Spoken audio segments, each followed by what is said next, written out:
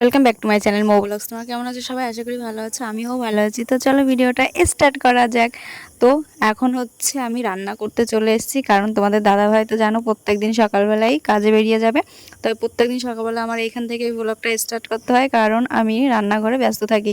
তো এখন এখানে ভাজছি হচ্ছে চিচিঙ্গা ভাজবো হচ্ছে পেঁয়াজ দিয়ে। তো আগের ভিডিওতে দেখেছিলাম বাবা 4টে চিচিঙ্গা এনেছিল, তো একটা চিচিঙ্গা আমি রেখে দিয়েছিলাম যে সকালবেলা একটা রেখে দিই, তাহলে সকালবেলা আমি তোমাদের দাদাভাইকে ভেজে দিতে পারবো। তাড়াহুড়োর মধ্যে কী ভাজবো খুঁজে পাবো না, তার জন্য আগের থেকে একটা রেখে দিয়েছিলাম।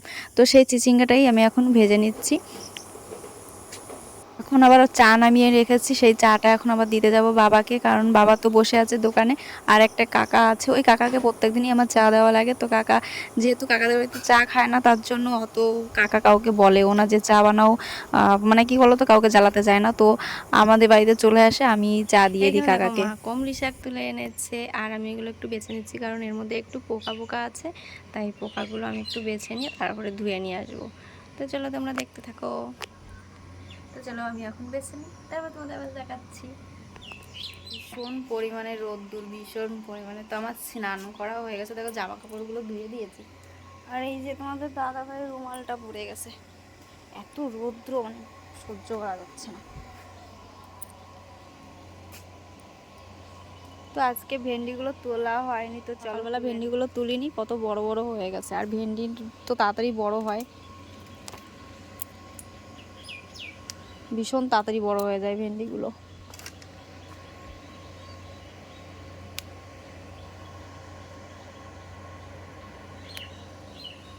তো চলো তুলে নিই, তারপর তোমাদের তুলে নিয়ে এসেছি। দেখেছো এতগুলো ভেন্ডি হয়েছে, কালকেও তুলেছি, কিন্তু বড় বড় হয়ে গেছে বেশি। মানে ভেন্ডি দিন যায় আর বড় হয়। আমি এইখানে দেখো দুপুরে রান্না চাপিয়ে দিয়েছি, এখানে ভাজছি পেঁয়াজ। আর এই পেঁয়াজটা কেন ভাজছি সেটাও তোমাদের দেখাবো, কারণ আমি এখানে বসাবো হচ্ছে শাক।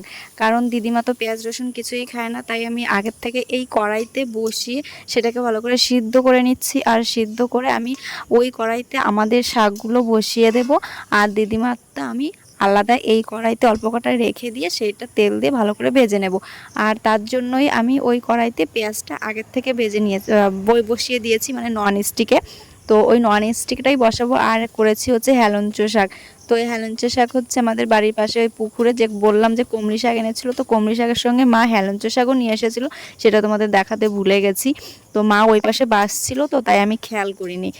আর এইখানে দেখো আমি কুমড়ি শাকগুলো ভালো করে ভেজে নিচ্ছি। তো তারপরে আমি এই পাশের কড়াইতে বসিয়ে দেবো। আর কুমড়ি শাকগুলো তো জানো এত সুন্দর হয়েছে, মোটা মোটা। এই কমলি শাকগুলো যদি জ্যান্ত মাছ দিয়ে আলু দিয়ে তরকারি রান্না করা হয় না, বেশ ভালো লাগে খেতে। কিন্তু আমাদের বাড়িতে আজকেও মাছ ছিল না, তার জন্য আমরা ভাবলাম যে ভেজেই নিই, তাই আজকে কমলি শাক ভাজা হচ্ছে। আর মাছ থাকলে ঠিক আজকে কমলি শাকগুলো দিয়ে একটু ঝোল বানানো যেত, বেশ ভালো লাগতো যদি জ্যান্ত মাছ হতো, এমনি অন্য মাছ দিয়ে ভালো লাগে না। তো তারপরে দেখো আমি এইখানে আমাদের কমলি শাকগুলো ঢেলে দিলাম, আর দিদিমার জন্য ওই কড়াইতে কটা রেখে দিয়েছি, সেই কড়াইতে এখন তেল দিয়ে ভালো করে ভেজে নেব।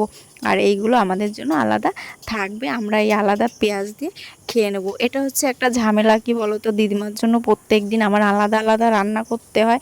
তো তারপরে দেখো আমি চলে এসেছি আমার ননদের বাড়ি। আর ননদের বাড়ি কেন এসেছি, আমি গেছিলাম স্কুলে ছেলের, সেইখান থেকে ভাবলাম যে পুচকুমাকে একটু দেখে আসি। তো পুচকুমাকে দেখতে এসেছিলাম, আর এসে তারপরে ননদ একটু দই দিল ফ্রিজ থেকে বার করে, তো সেটাই খাচ্ছিলাম। তারপরে চলে আসলাম বাড়িতে, দেখো বাড়িতে আসিনি, মানে বাড়িতে যাচ্ছি। আর আমাদের রাস্তাটা এত সুন্দর, মানে ভালো মানুষও মাজায় ব্যথা হয়ে যাবে। এই রাস্তা কি জীবনে ঠিক হবে না কি আমি জানি না, ডিগির ডিগির করে রাস্তা নষ্ট হয়েই যাচ্ছে। আর মানে বিশ্ববিখ্যাত আমাদের এই রাস্তা, মানে তুলনা হয় না কোনো এই রাস্তার। মানে এত সুন্দর রাস্তা আমি জীবনেও দেখিনি, মানে এত সুন্দর রাস্তা। তো আমাদের বাড়ির সামনে রাস্তাটা ঠিক করে ফেলেছে, কিন্তু এই রাস্তা কবে ঠিক হবে জানি না, আর কোনো দিন হবে কি না সেটাও জানি না। তো এইখানে আমি টোটোতে বসে আছি, আর আমার পাশে একটা ছোট্ট বাচ্চা বসে আছে। তো ও বাড়ি যাচ্ছিলো, ওদের বাড়িটা হচ্ছে সাতটা। তো এই দেখো আমি টোটোর থেকে নেমে গেছি, নেমে নেমে হেঁটে আমি বাড়িতে যাচ্ছি। তো আমাদের বাড়ির সামনে রাস্তাটা বেশ ভালোই করেছে এখন, নতুন করে ফেলেছে। যেরকমই করুক কদিনে হয়তো একটু ভালো থাকবে, তারপরে আবার হয়তো খারাপও হয়ে যাবে। যে রাস্তা বানিয়েছে খারাপ হতে বাধ্য। তো আমি এই যে বাড়িতে যাচ্ছি এখন রাস্তা দিয়ে হেঁটে হেঁটে।